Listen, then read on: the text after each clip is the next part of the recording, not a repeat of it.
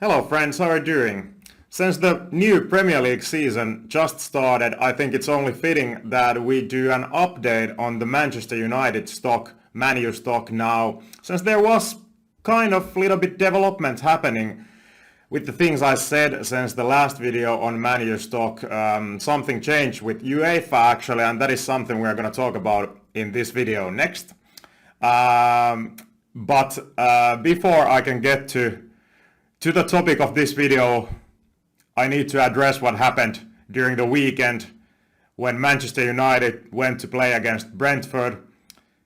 The game and the way United played was awful. The result was awful. Their away shirts were awful. The whole thing was awful. But as you know, that might not necessarily mean that ManU is an awful investment. So we need to check that one out separately. Financials and the sporting performance are two different things, even though correlated. And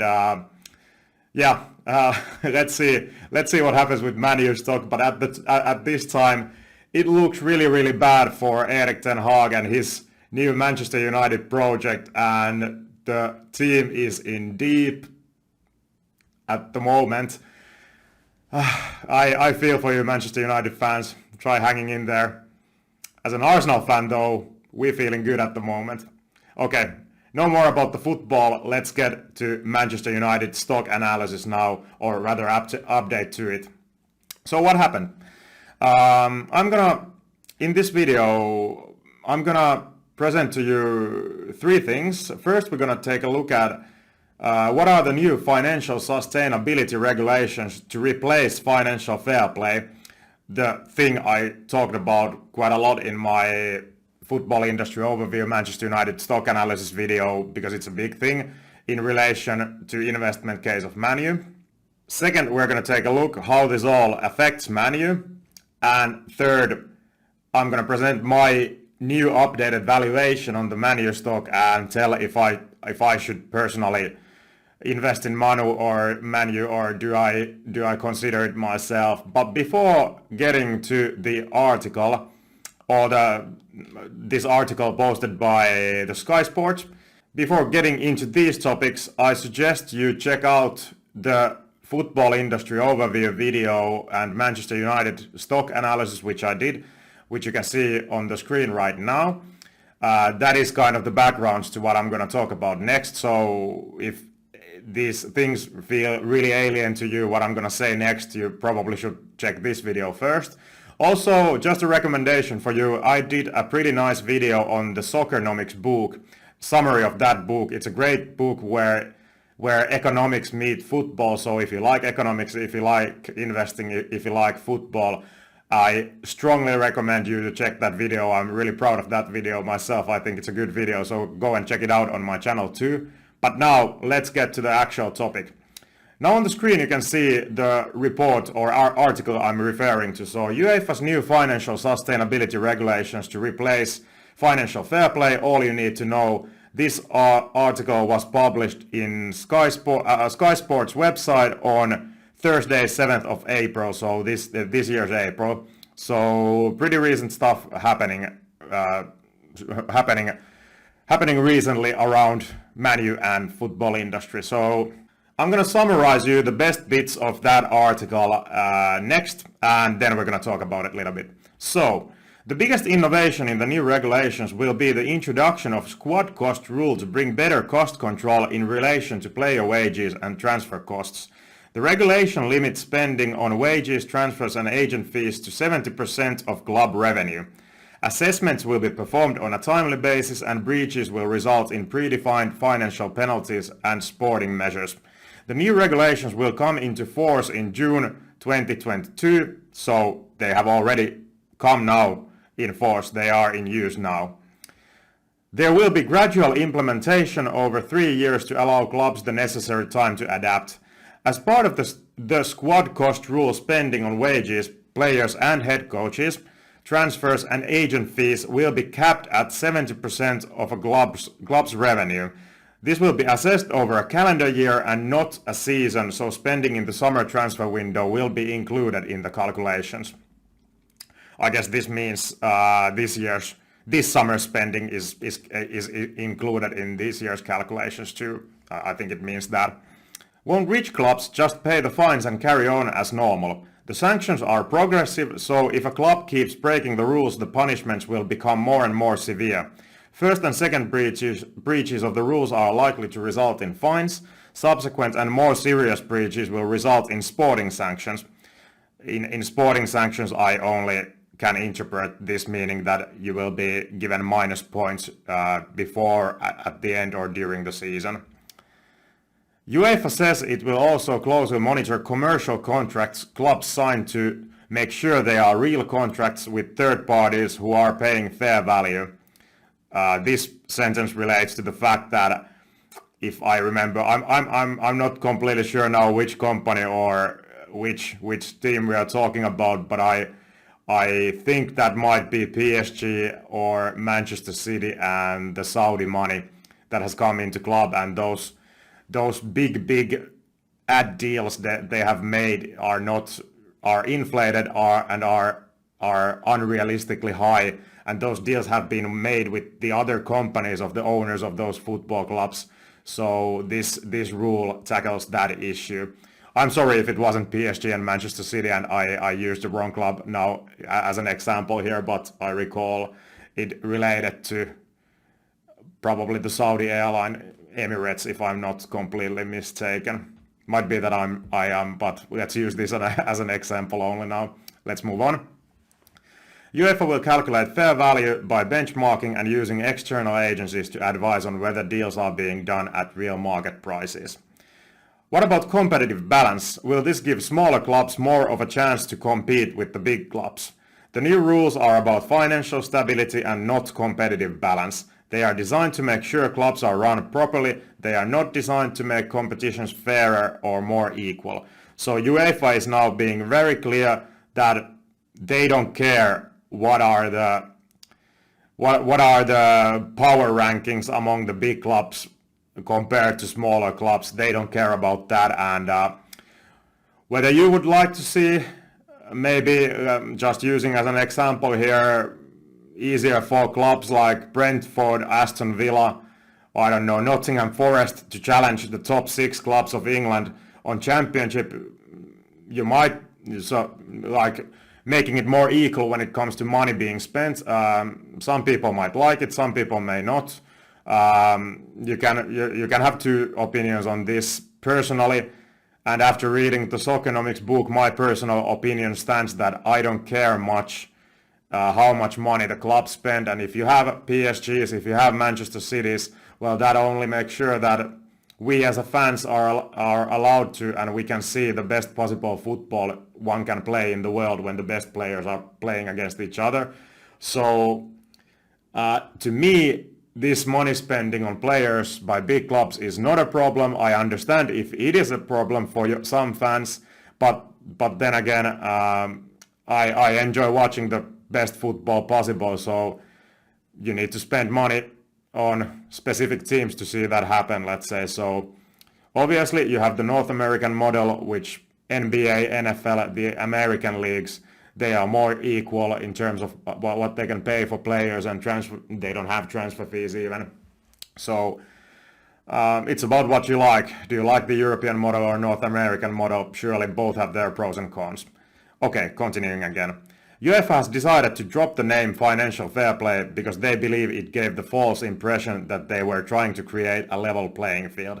Okay, this related to what I just said. So yeah, financial fair play was a bad name for the things they tried to achieve, because those things were purely financial, not competitive things.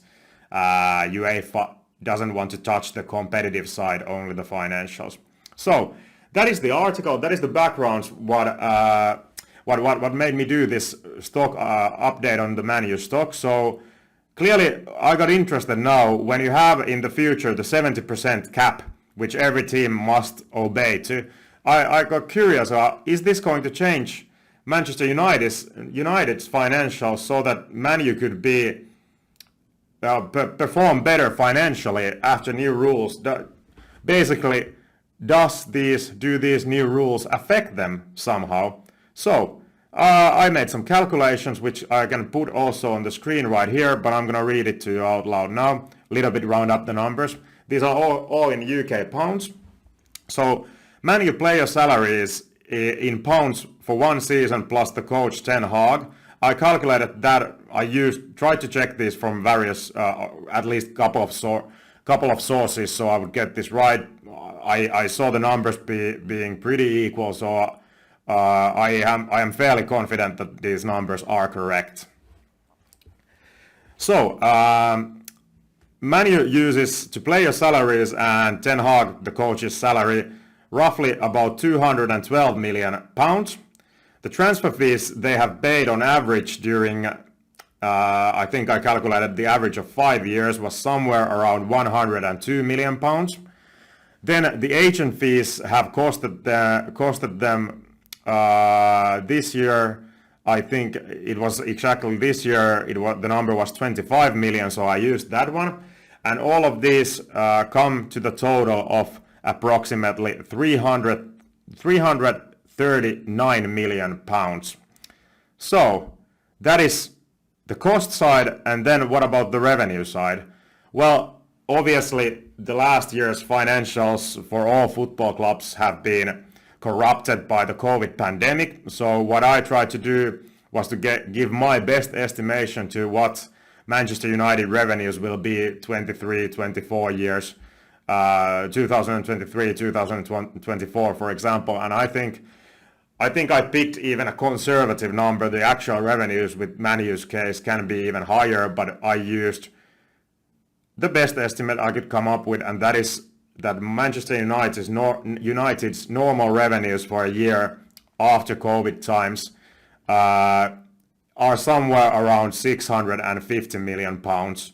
Could be even 700 million pounds, but 650 million pounds is the number I came up with, and I think in reality it might be even higher in the future.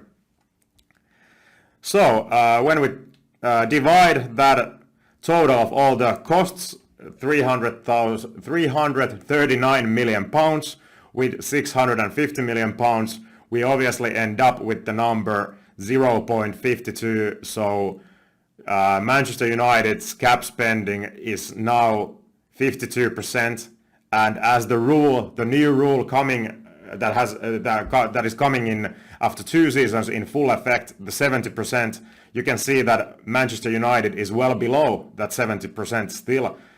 They are at 52% of the spend. They could go up till 70. There is a pretty big gap in my opinion, and when you look at Manchester United recently, they have been spending a huge numbers of money to players. So this is, I don't know how much more they want to even spend than this, what they have done during the last 5 years, let's say. So after realizing this, I want to say that without any further checking of numbers of any other clubs, I know Manchester United being one of the big spenders in England, and even they don't have problems with these new rules. So what I'm left up thinking here is that probably the rule won't be quite relevant to any English clubs, and the reason which I can give to this is that the revenues of English clubs are so much higher than any other league in Europe. So it's the big revenues that make things easy for English clubs. And I don't think even Manchester City, actually I checked Manchester City, what are they paying for their players as salaries, and they are actually paying less than Manchester United at the moment. So if United is at 52%, 70% being the limit, I haven't checked this, but if I need to guess, I conclude that no English clubs have problem with these new rules, and basically the new rules are not made for them. They don't affect them at all. Who do they affect then? Well, as I said, I haven't checked other clubs, but my feeling is that the clubs affected will be Real Madrid, Barcelona and PSG. Their financials, at least some bits I've been hearing about Barcelona, sound quite awful what they are doing at the moment from financial perspective. So this rule seems to be aimed at outside English clubs, I would say, after this short study.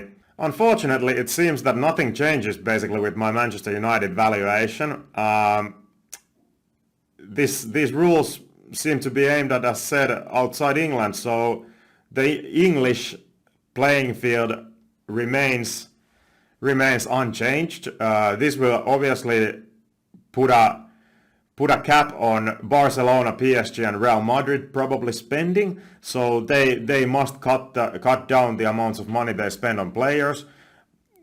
Somebody could say that, well, that's a boost for English clubs. Yeah, kind of, but really small boost in my opinion, pretty insignificant one. So unfortunately, it seems that this doesn't change my investment case in Manchester United even one bit. Nevertheless, in the last video, I wasn't really even able to make a valuation on Manchester United stock because it was COVID. Their revenues were hurt so badly. They had huge amounts of debt, and there were so few years throughout the last 10 years when they actually made profit. So I couldn't even make a valuation, but now I tried it and I made something. So let's discuss that next. So as you know, COVID destroyed the financials of all football clubs recently. So my valuation needs to look long in the future when things are normal again after COVID and kind of mitigate those COVID harms that COVID costs financially for all football clubs, for Manchester United. Still, as said, huge amounts of debt still exist from Manchester United, and let's get into the valuation now. So I estimated that Manchester United could produce 50% free cash flow growth yearly, with the Manchester United stock's fair value thus being $7.5 with expected returns of 10% annually, without taking into account any margin of safety. So as the stock is trading today a little bit under $13, somewhere around $13, it is still hugely overvalued in my opinion, the stock. And as said, this $7.5, which I told you would be the fair value in my opinion, without any margin of safeties, and a business like Manchester United with that debt load definitely would need a margin of safety. You never know when the next pandemic is around the corner or something like that, what could happen, bad things for the club financially.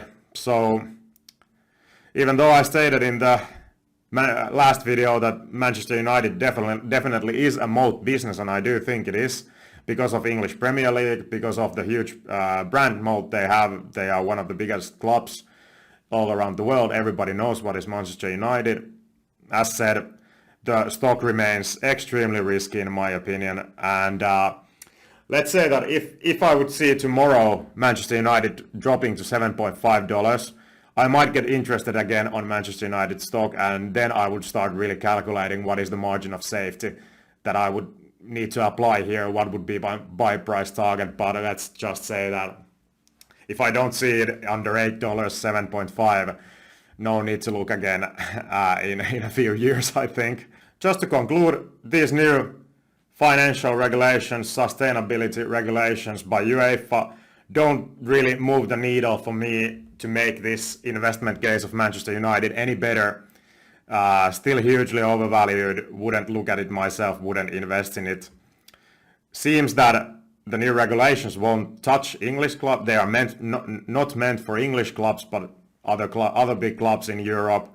And yeah, as said, might cap the spending of European rivals of Manchester United a bit, so making life a little bit more difficult to them. And as it has been proved that athletic performance correlates positively with financial performance, somebody could claim that, well, this is a good thing for Manchester United, but as said, I think the effect is so small that it will not move the needle anywhere. And I recall, I think the other English competitors of Manchester United, they are not affected by these changes either, since Manchester United has been the big spender throughout the last years, and that everybody knows that. So unfortunately, Manchester United is not a stock for me to invest. let's have another look when we see the stock at $7.5. Let's check what has happened in the world, what has happened with Manchester United, and what could be the margin of safety then to actually give a buy price target for Manchester United. But now, for now, I'm not interested in the ManU stock. Not a good stock, and Manchester United team at the moment, not a good team. Let's see how both of these things develop further, and remind me, who is Manchester United playing against next? Yep. Good luck with that one. See you in the next video. Bye bye.